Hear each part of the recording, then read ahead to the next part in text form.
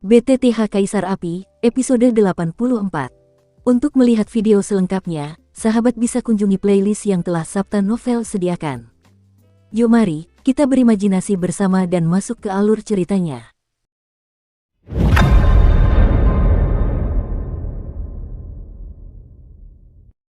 Perasaan yang sangat mengejutkan di hati Xiaoyan tidak bisa tenang untuk waktu yang lama.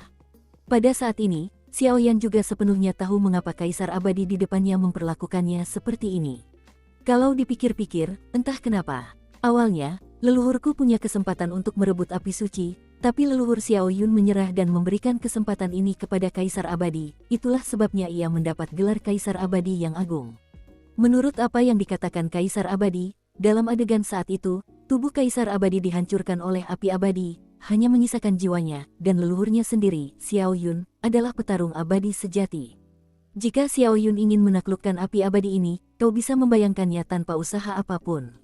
Namun, Xiaoyun tidak. Setelah membantu Kaisar Abadi memadatkan tubuhnya, ia juga memberi api abadi kesempatan untuk memilih. Pada akhirnya, api abadi memilih Kaisar Abadi, dan leluhur Xiaoyun juga pergi dengan anggun. Meskipun Xiaoyan tidak tahu apa yang terjadi di tengah jalan, dari tingkat rasa hormat Kaisar Abadi terhadap leluhurnya Xiaoyun dan sikapnya terhadapnya, dia tahu bahwa apa yang dikatakan Kaisar Abadi itu benar, dan hanya karena keberanian leluhurnya Xiaoyun, bahkan Xiaoyan merasa rendah diri. Dulu, setelah leluhurmu Xiaoyun pergi, aku mengandalkan melahap api keabadian, dan kekuatanku meningkat pesat.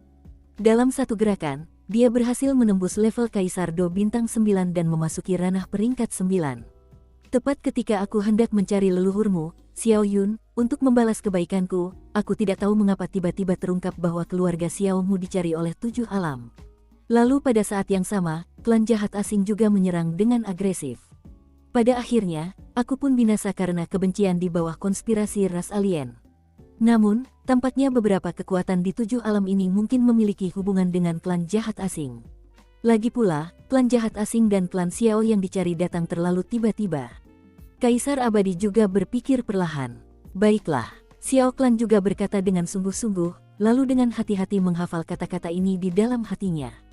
Namun, aku tetap ingin berterima kasih kepadamu, klan Xiao. Jika bukan karena leluhurmu, Xiaoyun, maka tidak akan ada Kaisar Abadi di dunia ini. Kaisar Abadi itu juga berkata perlahan, tetapi ada lebih banyak makna dalam suaranya. Lembut, jelas Xiaoyan adalah anggota keluarga Xiao, jadi Kaisar Abadi ini sengaja melakukannya. Saat berikutnya, wajah Kaisar Abadi di depannya juga menjadi jelek, tampaknya teringat sesuatu yang tidak menyenangkan.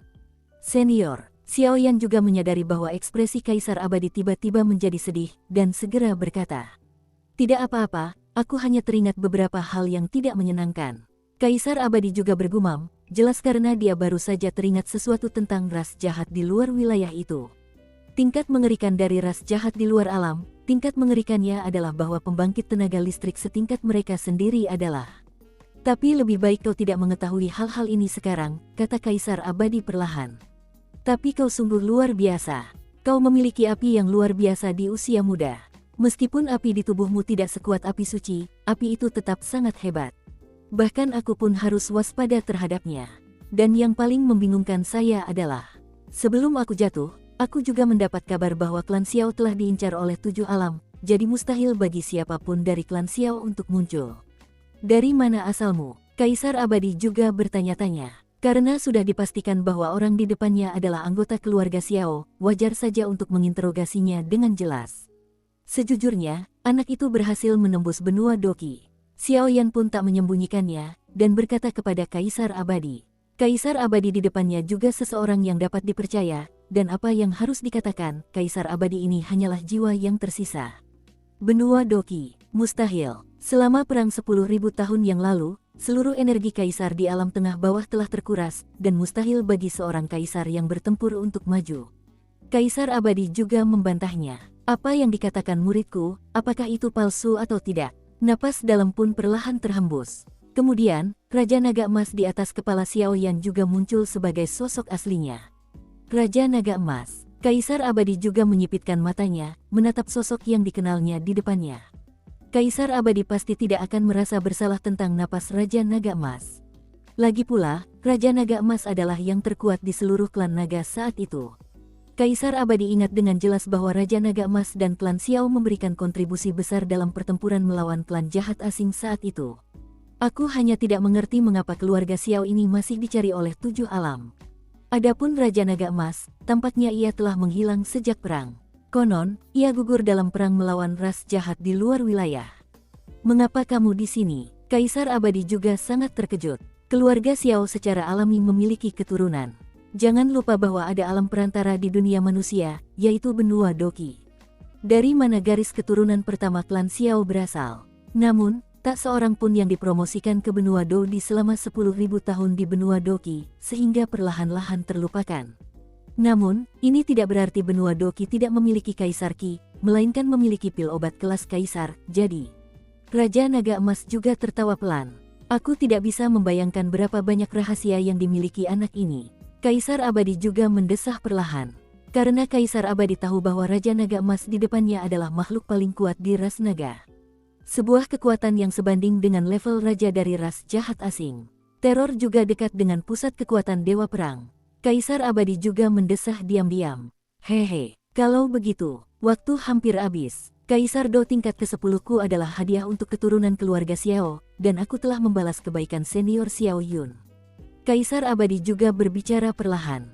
Tepat saat suara Kaisar Abadi selesai diucapkan, tubuh di aula memancarkan cahaya keemasan, dan gelombang tak terlihat menyebar perlahan di atas tubuh itu. Ini benar-benar fluktuasi yang mengerikan. Xiao Yan juga menatap sinar cahaya kecil di atas tubuh emas itu.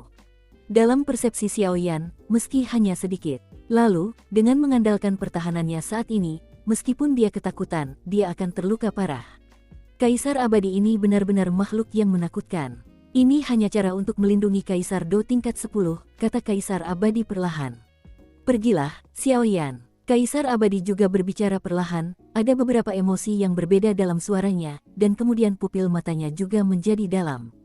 Junior, terima kasih senior. Setelah Xiao Yan selesai berbicara, ia membungkuk perlahan kepada Kaisar Abadi di depannya, lalu tanpa ragu lagi, dan berjalan perlahan menuju tubuh emas di aula. Ini, apakah itu tubuh Do di tingkat ke-10? Xiao Yan mendekati tubuh emas itu, dan juga menemukan beberapa hal aneh pada tubuh ini. Menurut perkiraan Xiao Yan, saya khawatir dengan semua metode serangannya, dia tidak akan mampu menghancurkan Kaisar Do emas ini. Dasar Dodi yang kejam. Xiao Yan juga menatap tubuh emas di depannya, lalu bergumam. Dengan persepsinya yang luar biasa, Xiao Yan juga dapat menemukan betapa dahsyatnya energi yang terkandung dalam tubuh emas kecil ini. Saya khawatir, bahkan jika itu adalah tubuh Kaisar Yan yang ia padatkan di benua Doqi, ia sebanding dengan tubuh keabadian. Juga kurang dari 1:10.000. Xiao Yan juga berkata sambil tersenyum, saat berikutnya, telapak tangan yang berisi api putih susu juga perlahan berjalan menuju tubuh abadi. Sabu-sabu, telapak tangan Xiao Yan baru saja bersentuhan dengan tubuh abadi, dan kekuatan tolak yang sangat mengerikan dengan paksa mengisolasi Xiao Yan. Tubuh abadi ini tampaknya cukup menentangku. Xiao Yan juga mengerutkan kening, lalu berbisik. Hehe, tubuh abadiku berada di peringkat kedua hingga 10 besar, kalau tidak ada cara khusus. Tubuh Kaisar Do tingkat ke-10 ini sungguh hambar, Kaisar Abadi juga berkata perlahan kepada Xiao Yan. Gunakan kekuatan jiwamu, masuki tubuh abadi ini, dan padatkan rune jiwa di dahinya, dan kau juga bisa mendapatkan kendali dan hak penggunaannya. Kaisar Abadi juga berkata kepada Xiao Yan. Ya, Xiao Yan memejamkan matanya saat mendengar kata-kata itu, bersiap untuk mengerahkan kekuatan jiwanya yang besar. Hei, tubuh abadimu tidak lemah. Aku ingat kau menggunakan tubuh abadi ini untuk melawan ras jahat asing. Raja Naga Emas juga berkata perlahan. Di sisi lain, sisa jiwa Kaisar Abadi tampak membisikkan sesuatu kepada tuannya, Raja Naga Emas, tetapi Xiao Yan tidak mendengarkan. Lagi pula, Xiao Yan tahu apa yang mereka berdua bicarakan tanpa perlu berpikir. Mungkin itu rahasia, hal-hal seksual. Oleh karena itu, Xiao Yan juga terbenam dalam tubuh abadi di depannya. Tubuh Dodi, metode yang hanya bisa ditunjukkan oleh Dodi yang kuat. Dengan tubuh seorang kaisar yang bertarung, raksasa energi besar akan terbentuk di sekitar tubuhnya dan perlahan-lahan mendominasi dirinya sendiri, sehingga meningkatkan kemampuan serangan dan bahkan pertahanannya. Xiao Yan juga bersiap, dan kemudian kekuatan jiwa yang besar muncul seketika, menyerbu ke arah kulit keemasan itu. Kikiki, kekuatan jiwa Xiao Yan baru saja bersentuhan dengan tubuh emas itu, Cahaya keemasan di permukaan tubuh emas itu menangkis serangan Xiaoyan, dan tekanan mengerikan yang tak terlukiskan juga terpancar dari tubuh emas itu. Sabu-sabu, sungguh paksaan yang mengerikan. Lutut kiri Xiaoyan juga langsung ditekan oleh paksaan besar di atas tubuh emas itu, dan dia berlutut. Tapi, itu belum cukup. Detik berikutnya, garis-garis klan di dahi Xiaoyan juga menyala, lalu napasnya pun meledak. Xiaoyan mengangkat lutut kirinya sedikit demi sedikit sambil menggertakkan giginya, lalu Xiaoyan langsung meningkatkan kekuatan jiwanya. Sesaat kemudian, kekuatan jiwa yang mengerikan itu juga menembus cahaya keemasan di sekitar tubuh emas itu, lalu tiba-tiba menembusnya. Sinar cahaya mengalir dengan lancar ke dalam tubuh emas itu.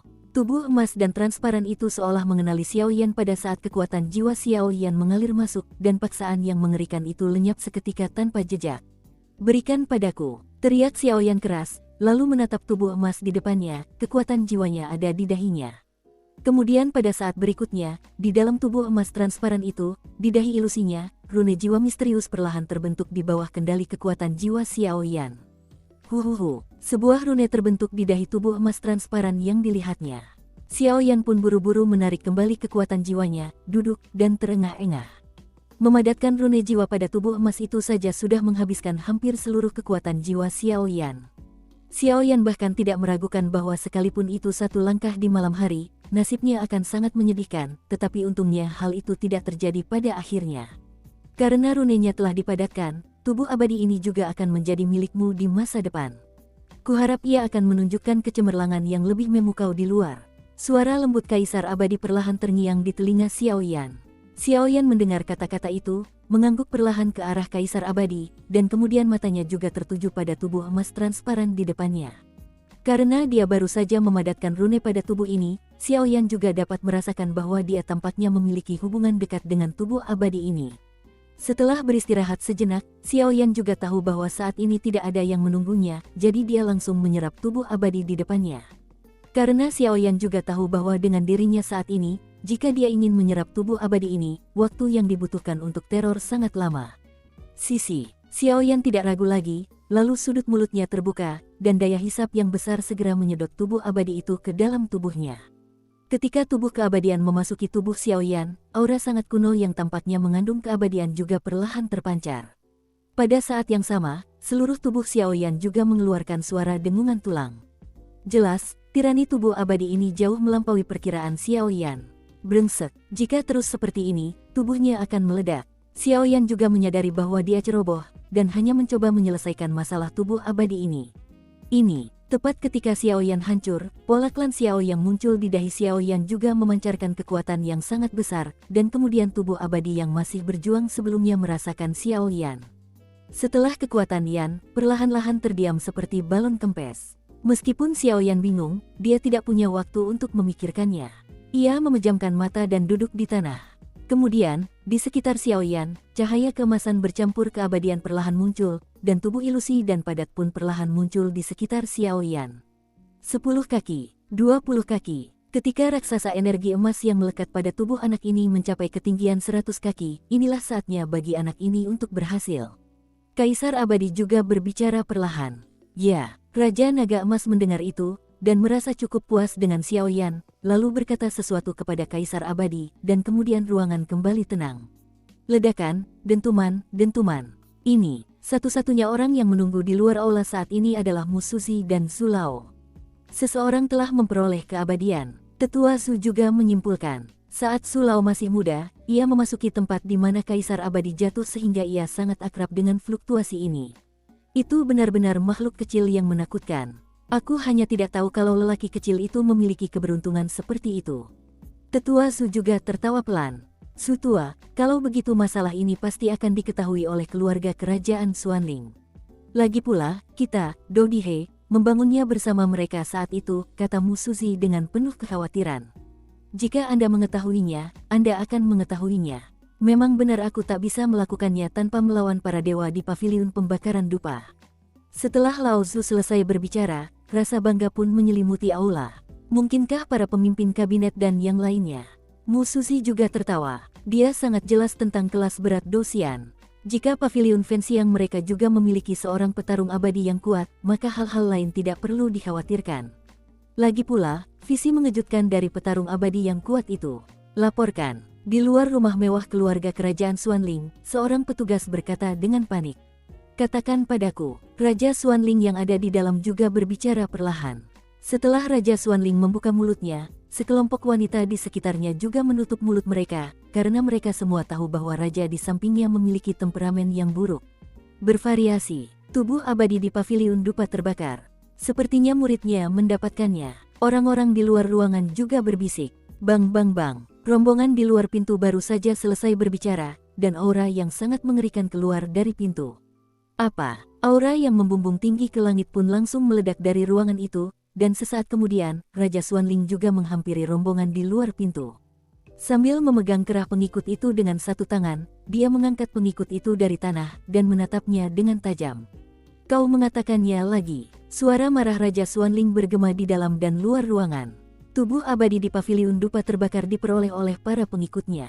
Para pengikut juga takut pada Raja Xuanling, tetapi mereka tidak punya pilihan selain mengatakannya, dan kemudian berkata dalam bahasa Du. Bang bang bang, serangkaian suara pun perlahan keluar dari tubuh pengikutnya. Sialan paviliun dupa terbakar, ini benar-benar buruk bagiku. Raja Xuanling juga menatap tajam ke arah paviliun dupa terbakar, lalu berkata dengan nada mengerikan. Pada level Raja Xuanling, tidak banyak hal yang menarik, tetapi tidak diragukan lagi bahwa daya tarik tubuh abadi ini bagi Raja Xuanling tidak tertandingi. Karena Raja Xuanling juga telah memikirkan berbagai cara, jika dia dapat memperoleh tubuh abadi ini, maka dia juga dapat dipromosikan menjadi dosian berkat tubuh abadinya. Tetapi saya tidak tahu mengapa, Raja Xuanling tidak dapat menemukan tempat untuk memasuki tubuh abadi itu, seolah-olah tersembunyi. Sekarang setelah benda itu benar-benar diperoleh oleh murid-murid paviliun pembakaran dupa, Raja Xuanling tentu saja sangat marah. Para pengikut sebelumnya telah berubah menjadi bubuk oleh kekuatan Raja Xuanling. Lagi pula, kekuatan rombongan ini tidak sebanding dengan Kaisar Do, dan di hadapan Raja Xuanling ini, dia tidak sanggup menahan amarah Kaisar Do puncak. Sepertinya sangat penting untuk maju ke Dosian. Kalau tidak, orang yang memujaku akan merasa tidak puas denganku untuk waktu yang lama. Jika aku dipromosikan menjadi dosian, hal-hal ini tentu akan merugikan diri sendiri. Raja Xuanling berkata dengan suara rendah, dan setelah berbicara, sosoknya melintas aneh dan menghilang di tempat. Di paviliun Fenxiang, Mu Yingying, Ludi, Mu Feng, dan Xiao Yi juga keluar satu demi satu, hanya Xiao Yan yang tersisa di sungai Dodi. Hanya saja, tak satu pun dari keempatnya mengecewakan Mu Suzi, mereka semua meraih status Kaisar Do tingkat 6. Dan Mu Yingying bahkan memperoleh status Kaisar Do tingkat ke-7. Hal ini membuat Mu Suzi, yang selalu berpikiran tinggi dan rendah hati, merasa cukup puas. Anda harus tahu bahwa bahkan Penatua Zhu di depannya hanya memiliki tubuh Kaisar Do tingkat ke-7.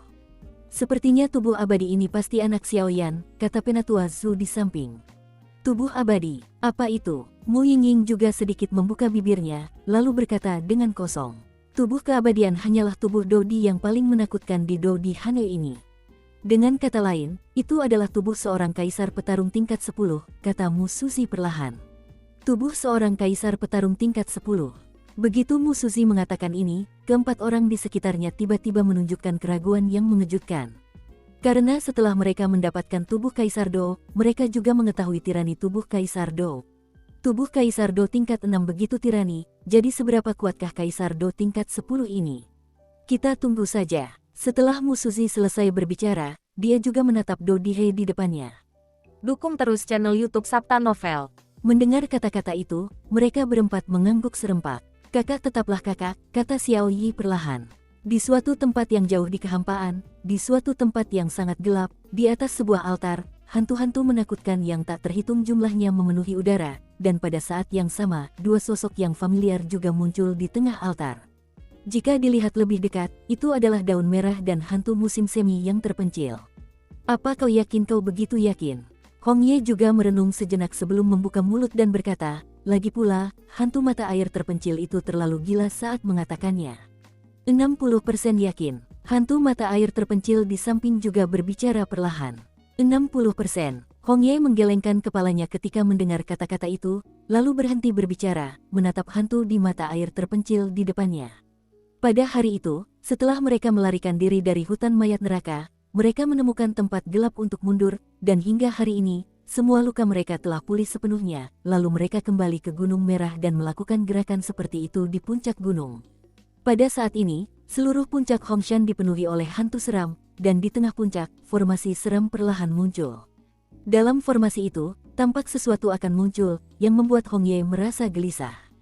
Melihat Yukuan, hantu Yukuan saat ini juga kehilangan wujud manusia, dan seluruh tubuhnya membusuk dalam berbagai tingkatan, dan terlihat sangat mengerikan. Semoga berhasil. Hong Ye juga menggigit bibirnya sedikit, lalu menatap tubuh di sampingnya. Tubuh itu adalah kekasihnya. Jika mata air terpencil itu berhasil, akan jauh lebih mudah untuk membangkitkan kekasihnya. Lagi pula, Hong Ye juga dikenal dari beberapa buku rahasia kuno. Kaisar hantu kembar ini memiliki beberapa kekuatan misterius yang dapat menghidupkan kembali orang lain, jadi dia juga bersama hantu kembar ini. Tuhan yang mengurusnya. Dan sekarang hantu kaisar hantu kembar ada di Yukuan, tidak diragukan lagi itu berarti Yukuan adalah kaisar hantu kembar berikutnya, jadi Hong Ye tidak punya pilihan selain melakukannya. Bersiaplah, tunggu sampai saat ini aku benar-benar melahap jiwa kaisar hantu kembar. Selain separuh kaisar hantu kembar sebelumnya, kupikir kekuatannya akan lebih kuat daripada kaisar hantu kembar di puncaknya. Yukuan juga menunjukkan matanya, menghadap ke jalan berdaun merah di pinggir jalan. Ya. Hong Ye mendengar kata-kata itu dan perlahan menurunkan kekasihnya, lalu berjalan ke tengah formasi dan menghadapi Yukuan. Aku akan merepotkanmu beberapa hari ini. Setelah Yukuan selesai berbicara, ia pun menutup matanya, dan sesaat kemudian, aura yang sangat besar dan jahat pun terpancar dari Yukuan. Benar-benar mencapai tingkat kesempurnaan Kaisar Do Bintang 6. Hong Ye juga bergumam, jelas tidak menyangka bahwa mata air terpencil ini awalnya hanya setingkat Kaisar Do Bintang 5, tetapi setelah menelan separuh kaisar hantu kembar, ternyata telah mencapai tingkat kesempurnaan Kaisar Do Bintang 6. Sungguh mengerikan. Susu. Sesaat kemudian, Yukuan tiba-tiba mengeluarkan telapak tangannya yang agak busuk.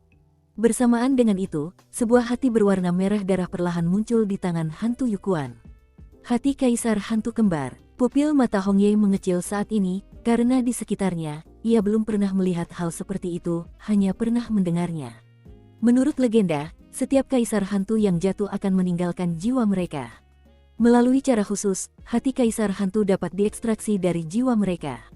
Jantung kaisar hantu adalah sumber kekuatan inti bagi setiap kaisar hantu.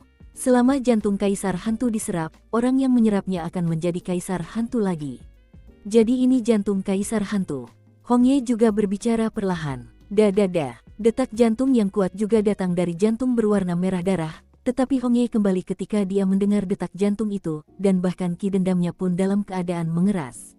Susu, kamu milikku. Hantu Yukuan juga tidak ragu-ragu, membuka mulutnya yang berdarah dan menelan hati kaisar hantu hingga hitam. Kaisar hantu Sin baru saja memasuki tubuh Yukuan, dan tiba-tiba aura yang mengejutkan memancar dari puncak gunung Hongshan. Tepat ketika sinar cahaya berwarna darah dari langit akan muncul, formasi di kaki Yukuan memancarkan daya hisap yang sangat besar, dan kekuatan itu diserap sepenuhnya, lalu disalurkan kembali ke Yukuan, dan seterusnya. Hong Ye juga mundur dari formasi, dan kemudian melindungi Yukuan di samping. Meskipun aku tidak tahu berapa lama itu akan berlangsung, tapi saya harap kamu bisa berhasil. Jika kau berhasil berkhianat, maka aku akan membiarkannya saja. Setelah Hong Ye selesai berbicara, dia pun perlahan meninggalkan tempat itu sambil memegangi mayatnya. Pada saat ini, puncak gunung Hongshan kembali tenang. Waktu berlalu hari demi hari, dan sudah sebulan penuh sejak Xiaoyan memasuki sungai Dodi. Selama bulan ini, utusan keluarga kerajaan Xuanling juga datang ke Paviliun Fenxiang, dan memberitahu mereka tentang kualifikasi yang telah mereka janjikan kepada Paviliun Fenxiang untuk memasuki kolam kekaisaran Xuanling milik keluarga kekaisaran Xuanling. Selama Paviliun Dupa siap, Anda dapat pergi ke sana kapan saja. Xiaoyan, Mu Yingying dan Mu Feng semuanya memenuhi syarat untuk memasuki kolam Kaisar Xuanling. Hanya saja Xiaoyan belum keluar dari Dou di Hanoi saat ini, jadi butuh waktu. Sejak kelima orang itu memasuki sungai Dodi, 4 orang lainnya juga keluar satu demi satu 10 hari kemudian, tetapi hanya Xiaoyan yang tidak keluar. Dalam hal ini, Zulao dan Mu Suzi juga cukup tak berdaya, sehingga mereka harus menyerah dan menunggu Xiaoyan. Lagi pula, mereka berdua juga memiliki banyak hal yang harus ditangani. Menunggu Xiaoyan lagi. Tawar yang tiba-tiba terdengar di aula, dan setelah diamati lebih dekat, ternyata Xiaoyi yang berbicara. Mengikuti pandangannya, orang lain di aula itu adalah Mu Yingying. Jangan bicara omong kosong, aku hanya ingin datang dan melihat apakah dia keluar. Lagi pula, kita butuh waktu lama, kalau tidak, kita bisa berendam di kolam Kaisar Xuanling. Mu Yingying juga bingung, dan setelah berhenti sebentar, dia berhenti sebentar.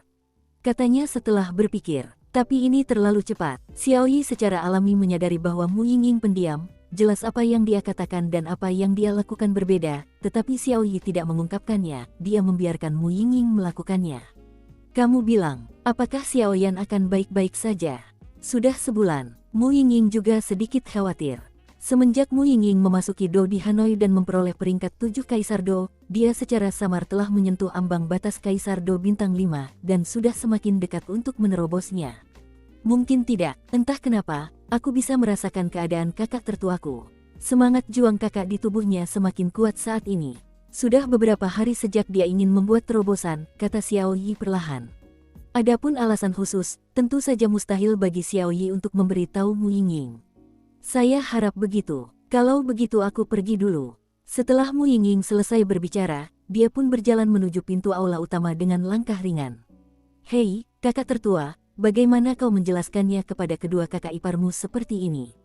Xiaoyi juga tertawa, jelas ekspresi panik Mu Yingying tadi seperti gadis kecil yang sedang menatap kekasihnya. Tanpa diduga, Sungai Dodi di aula utama tiba-tiba memancarkan aura yang sangat besar. Ada apa? Mu Yingying baru saja berjalan ke pintu, tetapi dia merasakan perubahan, dan dia bergegas ke sisi Do Dihe dan berkata kepada Xiaoyi. Kakak seharusnya keluar hari ini, kata Xiaoyi. Setelah berbicara, mereka berdua mengalihkan pandangan ke arah Do Dihe. Saat ini, Sungai Dodi jika dilihat dari luar, warnanya keemasan, dan aura yang seakan mengandung keabadian juga merasuki seluruh Sungai Dodi. Di ruang tertentu di Do di Hanoi. Hei, anak ini. Saya juga bilang kenapa butuh waktu lama untuk mengintegrasikan tubuh seorang kaisar yang bertarung. Jadi anak ini punya rencana lain. Kaisar Abadi juga berbicara perlahan. Jelas, dengan penglihatannya, ia tahu bahwa Xiaoyan menghabiskan begitu banyak waktu untuk menyerap tubuh abadi. Yang kedua adalah untuk mengkonsolidasikan kekuatan mereka sendiri. Pada saat ini, Xiaoyan memancarkan aura yang luar biasa besar, dan aroma keabadian memenuhi sekujur tubuhnya. Di permukaan tubuhnya, raksasa energi setinggi beberapa ratus meter perlahan-lahan membungkus Xiaoyan dengan erat. Awalnya, bahkan jika Xiaoyan adalah seorang kaisar petarung tingkat 10 hari sudah cukup jika Xiaoyan bergabung, tetapi Xiaoyan memaksakannya menjadi sebulan. Rahasianya adalah rencana Xiaoyan sendiri. Xiaoyan juga tahu bahwa sejak ia datang ke Xuan Santian, ia selalu bertarung di level yang lebih tinggi. Meskipun kekuatannya telah meningkat pesat, demi masa depan, Xiaoyan harus meletakkan langkahnya dan perlahan-lahan menggunakan keabadian yang sangat murni ini. Tubuh mengonsolidasikan semangat juang di dalam tubuh. Bagaimanapun, batas kemampuan seseorang sangat bergantung pada fondasinya. Jika fondasinya terguncang, dampaknya akan besar juga terhadap masa depannya. Oleh karena itu, Xiaoyan juga memanfaatkan waktu penggabungan tubuh abadi ini untuk mengonsolidasikan kultivasinya sendiri. Dalam 1 bulan, Xiaoyan tidak hanya menyatukan tubuh abadinya, tetapi juga mengonsolidasikan ki pertempuran di dalam tubuhnya. Hal ini bisa dikatakan memiliki banyak manfaat. Sudah waktunya, Xiaoyan juga menyeringai, lalu tiba-tiba membuka matanya, dan aura emas abadi juga muncul. Setelah Xiaoyan membuka matanya, dia juga menemukan tubuh abadi beberapa ratus meter di sekitarnya, dan langsung mengangguk puas. Cahaya keemasan yang mengerikan terpancar dari tubuh abadi Xiaoyan. Dengan persepsi jiwa Xiaoyan yang kuat, ia secara alami dapat merasakan bahwa tubuh abadi yang ia gabungkan mungkin hanya karena tubuhnya yang abadi. Tangkal serangan penuh dari pembangkit tenaga listrik Do di bintang 5. Soal menyerang, Xiaoyan juga percaya diri. Dengan penguasa langit pecah lapisan ke-7 di tangannya, ditambah teratai keheningan dan beberapa metode, bahkan menghadapi pembangkit tenaga listrik Do di bintang 5 pun tidak cukup.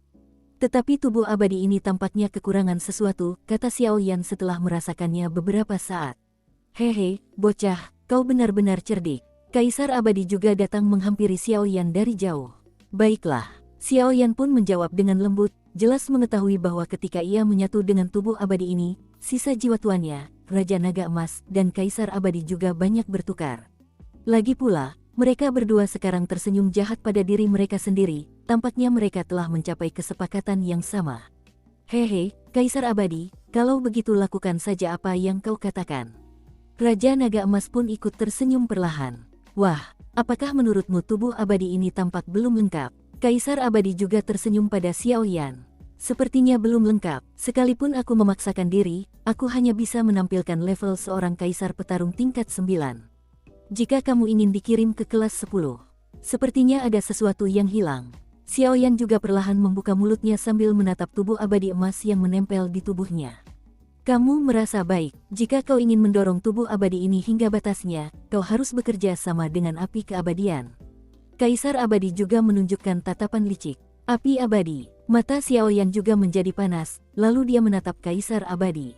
Karena Kaisar abadi berkata bahwa jika dia ingin melampaui batas tubuh abadinya, dia harus bekerja sama dengan api abadi, maka bahkan jika Kaisar abadi di depannya hanyalah jiwa yang tersisa, dia harus tahu di mana api abadi berada. Bahkan emas abadi yang legendaris. Inilah cara terkuat Kaisar abadi. Jika Xiao Yan mendapatkannya, itu akan sangat bermanfaat bagi masa depannya. Senior, aku tidak tahu di mana api abadi ini sekarang.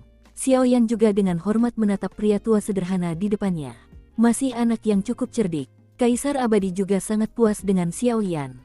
Kepuasan ini bukan hanya karena Xiao Yan memiliki darah keluarga Xiao dan merupakan keturunan dari senior sebelumnya Xiao Yun, tetapi juga karena karakter Xiao Yan yang langka ini, yang juga membuat Kaisar abadi ini memutuskan untuk mengambil risiko. Lagi pula, ketika Xiao Yan menggabungkan tubuh abadi sebelumnya, Kaisar abadi juga banyak bernegosiasi dengan Raja Naga Emas. Melalui percakapan dengan Raja Naga Emas, ia juga belajar banyak hal, jadi dengan penglihatan Kaisar abadi yang tua dan tajam, tentu saja tidak sulit untuk melihat bahwa anak Xiao Yan ini dapat dilihat oleh pembangkit tenaga listrik tingkat puncak Raja Naga Emas, yang tentu saja sangat luar biasa. Saya yakin Anda juga bisa merasakannya. Saat ini, aku hanyalah jiwa yang tersisa. Setelah kejatuhan, karena tekanan pencarian terus-menerus dari ras-ras jahat di luar wilayah, aku tak punya pilihan selain menjalani tubuh abadiku di Do di Hanoi, pavilion dupa terbakar, tetapi tempat di mana aku benar-benar jatuh. Bukan di sini. Kaisar abadi juga berbicara perlahan. Oh, ketika Xiao Yan mendengar kata-kata itu, dia pun menyingkirkan tubuh abadi yang melingkari tubuhnya, lalu mendengarkan dengan saksama penuh minat dan memfokuskan pandangannya pada Kaisar abadi. Xiao Yan tahu bahwa Kaisar abadi ini jelas merupakan kekuatan yang luar biasa.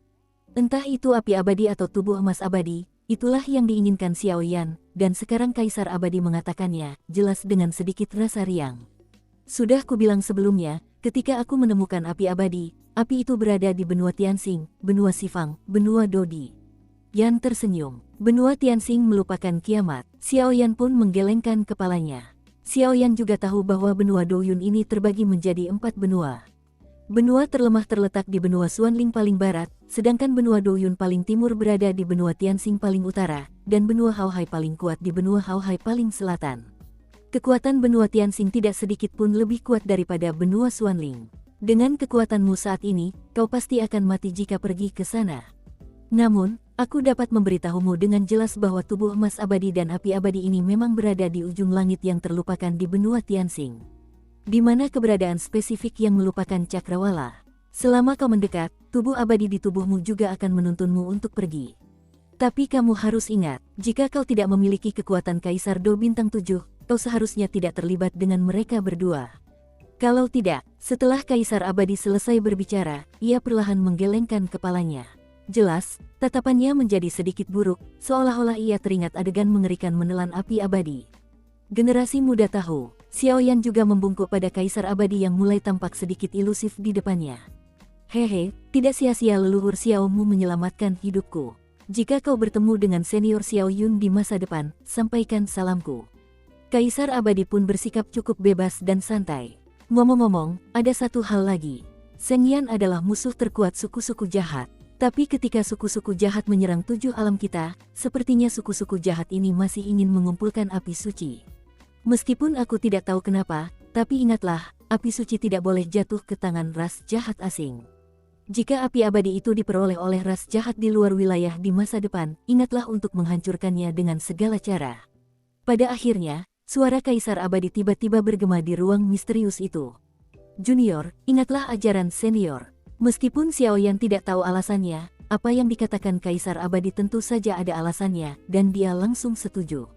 Ayo pergi, jiwaku yang tersisa juga telah mengambil perlindungan dari tubuh abadi ini. Kuharap saat kita bertemu lagi, anakmu bisa seperti ini. Kaisar Abadi tersenyum perlahan, lalu di saat berikutnya, sosok itu juga perlahan menjadi ilusi, perlahan berubah menjadi pecahan emas, dan perlahan menghilang di aula. Ayo pergi, saatnya keluar. Raja Naga Emas berdiri di samping dari awal hingga akhir, tanpa mengganggu kemutlakan Kaisar Abadi ini. Tuan, mungkinkah Kaisar Abadi ini dibangkitkan? Xiaoyan juga menatap Kaisar Abadi yang telah hancur berkeping-keping menjadi pecahan emas dengan susah payah, lalu berkata, semua kekuatan ini telah jatuh dalam arti sebenarnya. Bahkan keluarga malaikat yang menguasai sihir kebangkitan terkuat pun mungkin takkan bisa kembali ke langit. Raja Naga Emas pun berkata perlahan, hei, ayo pergi. Xiaoyan pun mendesah tak berdaya, lalu perlahan berdiri dan berjalan menuju pintu aula utama. Bum bum bum, Xiaoyan baru saja melangkah keluar dari aula Kaisar Abadi, dan sesaat kemudian aula itu runtuh, dan suasana yang awalnya sederhana dan kuno langsung berubah menjadi reruntuhan. Aula ini juga ada untuk melindungi tubuh abadi. Karena tubuh abadi ini memiliki tuan, ia juga menghilang di ruang ini. Raja Naga Emas juga berkata, dan sesaat kemudian, Raja Naga Emas juga kembali kering di tangan Xiaoyan. Bum bum bum, cahaya keemasan yang menyilaukan juga menyebar dari sungai Dodi. Aura ini, Mu Yingying juga menjadi waspada. Jelas, kekuatan aura ini mungkin tidak sebanding dengan Kaisar Do bintang 7 tingkat puncak Xiaoyi di sebelahnya, jadi dia segera mengamati sungai Dodi dengan waspada. Jangan panik, ini kakak tertuaku. Xiaoyi pun berbicara perlahan, lalu Ye Si tersenyum perlahan pada sosok emas itu. Kakak, sudah dianggap selesai, ayo kita tunggu. Xiaoyi juga melangkah maju sambil meninju bahu Xiaoyan. Semuanya berjalan lancar. Xiaoyan pun berkata kepada Xiaoyi, dan ternyata tinju Xiaoyi tidak mengandung kekuatan apapun, itu adalah benturan antar saudara. Tidak apa-apa, melihat mereka berdua seperti ini, Mu Yingying cukup bingung, tetapi dia tidak bertanya lebih lanjut. Apakah kau sudah mendapatkan tubuh Kaisar Do tingkat 10? Xiaoyi pun tersenyum, lalu bertanya kepada Xiaoyan yang ada di sampingnya. Untungnya tidak dipermalukan. Xiaoyan juga tertawa, jelas Xiaoyan juga sangat percaya pada Xiaoyi. Ketika kau memasuki sungai Dodi, kami berempat sudah selesai dalam waktu sekitar 10 hari. Mereka semua mendapatkan tubuh Kaisar Do tingkat 6, dan Mu Yingying mendapatkan tubuh Kaisar Do tingkat 7. Xiaoyi juga begitu. Xiaoyan juga tidak terkejut. Untuk mengetahui tubuh Kaisar Do, biasanya hanya murid-murid yang berperingkat sangat tinggi yang bisa mendapatkannya. Ini cukup untuk menggemparkan seluruh paviliun pembakaran dupa. Dan keluarga kerajaan Xuanling juga mengirim seseorang ke sini. Setelah kau keluar dari bea cukai, kau bisa pergi dulu. Xiaoyi juga tersenyum. Mendengar ini, Xiaoyan juga tertawa, meskipun dia tidak tahu rahasia apa yang dimiliki kolam Kaisar Xuanling ini, tetapi karena dapat dipuji oleh banyak orang, tentu saja itu menarik. Ngomong-ngomong, Xiaoyan, seorang tetua dari aula rakyat yang memimpin kita ke masa ini, dia memintamu untuk keluar dan mencarinya. Sepertinya namanya Old-Zu, kata Mu Yingying kepada Xiaoyan seakan teringat sesuatu. Bambu bungsu. Xiaoyan juga menggelengkan kepalanya, lalu perlahan melangkah keluar dari aula bersama mereka bertiga. Sungai Dodi juga mulai gelap, dan ia tidak tahu kapan akan terbuka lagi.